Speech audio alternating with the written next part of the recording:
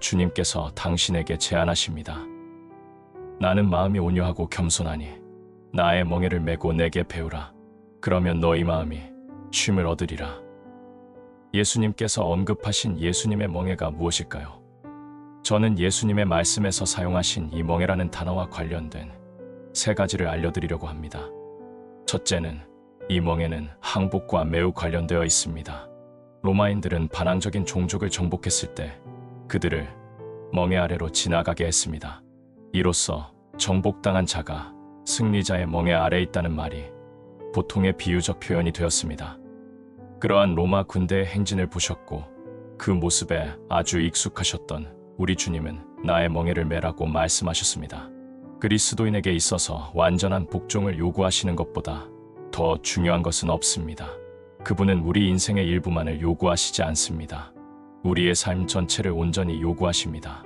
그런데 참으로 이상한 것은 우리가 주님께 대하여 완전히 복종하자마자 그 삶의 평안이 넘쳐난다는 사실입니다. 우리가 만약 다른 누군가에게 그렇게 복종한다면 우리의 마음과 감정과 인격은 뒤틀리고 말 것입니다. 그러나 우리 주님에게라면 전혀 다릅니다.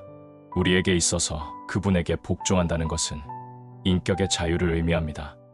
자기 자신을 주님께 완전히 복종하기 전까지는 어느 누구도 진정한 자신일 수 없습니다.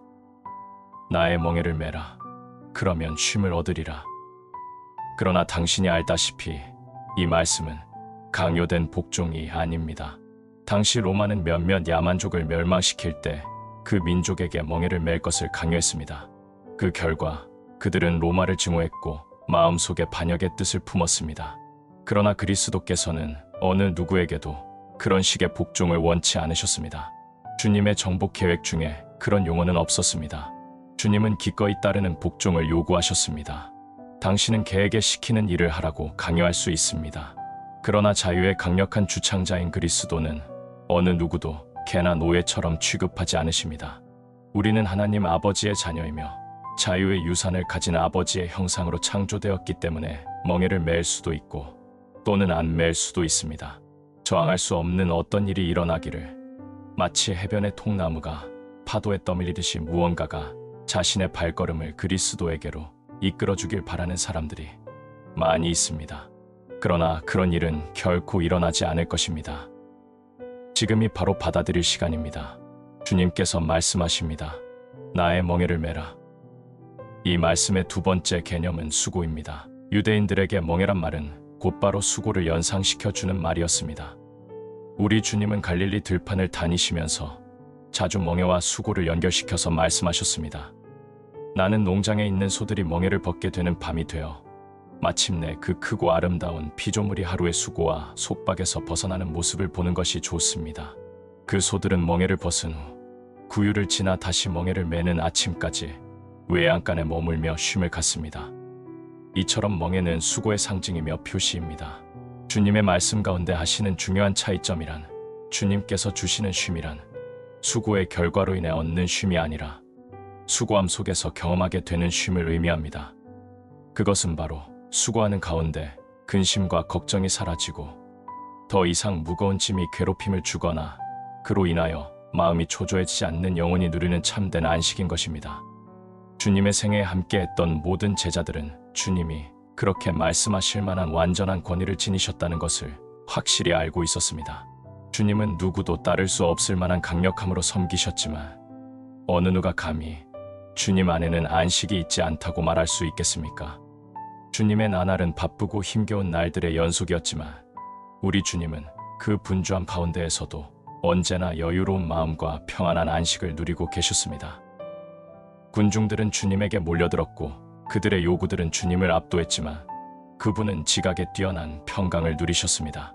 주님께서 저와 여러분을 주님 자신에게로 초대하신다는 것은 주님 안에서 우리 자신을 포기하는 것을 전제하고 계시는 것입니다.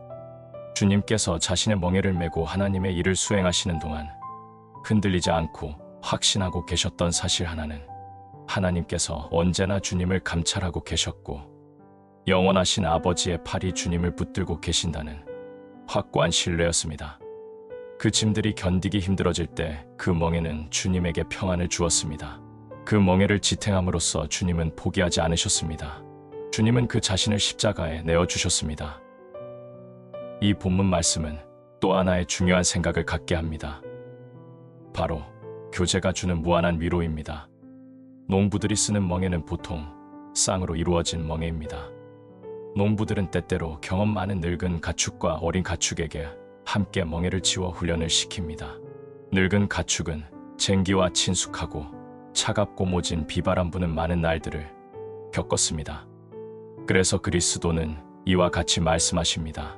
나는 내가 나와 멍에를 함께 메고 주인의 밭을 끌기를 원한단다. 그러면 너는 더 곧게 밭고랑 만드는 법을 배울 것이요 농부는 저녁에 흡족해 할 것이다.